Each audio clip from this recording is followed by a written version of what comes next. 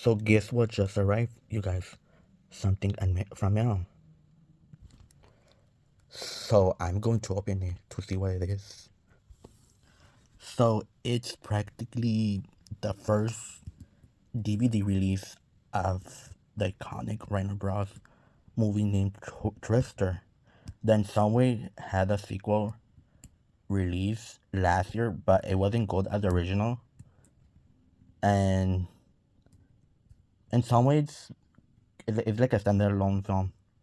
But anyway, so the most interesting fact about this DVD release is that not only it was the first DVD release of Twister, it was also the first DVD ever released in the United States, Canada, and in some way North America and worldwide.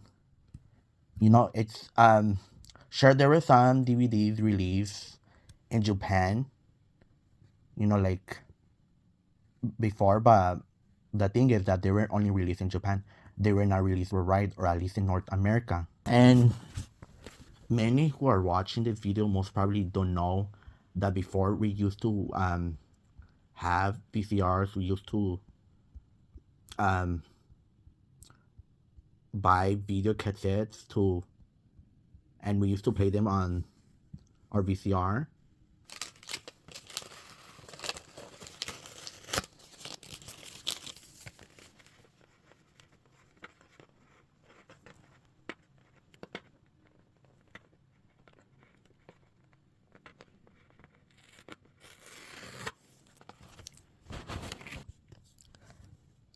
So this is how it looks from the front, practically, and this is how it looks from the back. Like, oh my god, I cannot believe that I have in my hand the first DVD release ever released in North America.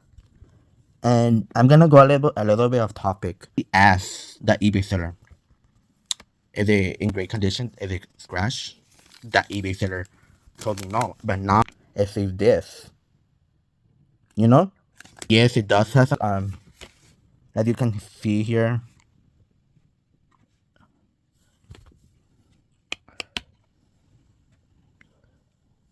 It is like a little bit dusty, but it's not like the scratches are not like they're not bad, So most probably I'm still gonna be able to play, the DVD on a Blu-ray DVD player. And I actually need to buy a new one. I used to have one like a 3D one, but it ended up actually stopped working, unfortunately. And it was an all region Blu-ray DVD player. And those are actually hard to find and expensive to buy online. Not actually hard to find online, but they are expensive because on stores there it's really rare to actually find a zone free Blu-ray DVD player. Especially from like a recognizable brand like Samsung, Sony.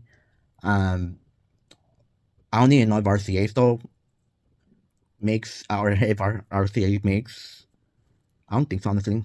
But there's like a lot of brands out there, like with LG. I honestly, the most popular brands, like let's be honest, it's LG, Samsung, um, Sony, and Pioneer practically. Yeah. Why do I mention Pioneer? Even if they're not popular nowadays. Because Pioneer was actually um the best player you could buy when during the era of Laserdisc. So Laserdisc is actually similar to a DVD, as standard DVD. It actually, I believe, it contributed to like the creation of the DVD. And there were some Laserdiscs that had better quality than a standard DVD, and the early Blu-ray um physical releases when Blu-ray first came out, like back in the mid early 2000s. And unfortunately, during the time they stopped releasing movies or episodes of TV shows on video cassette, and practically the last um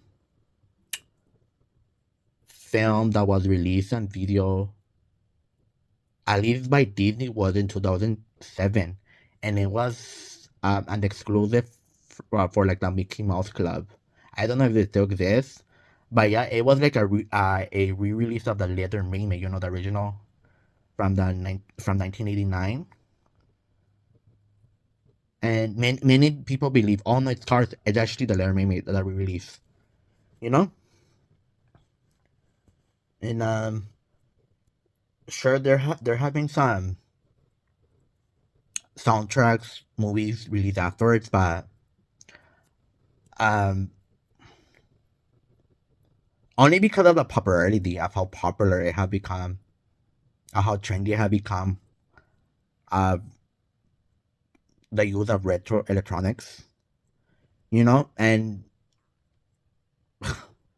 I do find it insane that they wanna like resell video cassettes for they're not worth a lot of money, you know. This is the other thing. Plus, who even uses like they're streaming? You guys didn't knew how the difficult we had, to actually reverse movies or rewind. Because and yeah, and if you did it like in your own video cassette, um, most probably you would end up like breaking your own video cassette. You need like a separate device. A rewinder. I used to own one honestly, but not anymore, obviously. But anyway, so unfortunately, Bill Paxton died a couple of years ago, so he wasn't able to reprise his role, and most of the main actors from the original movie were not able to do that in the standalone sequel because it was a standalone sequel. Sure, there were some mentions of the original, but that's it. The standalone sequel wasn't the best. Honestly, like I will stick with the original. The original, like was a big impact in the entertainment industry, especially because they end up using effects that were never used before, and they actually look realistic. The CGI, especially of the tornadoes, like they look better than most of the modern movies nowadays. That's how interesting it is. I mean, honestly, I wish I would have grown up during the 90s. It was practically the last era that people actually. In a way, this is how it looks.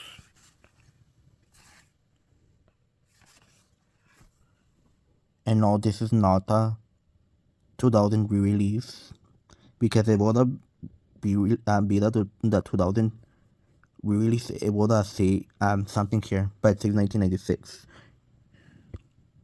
You know, I have compared the differences,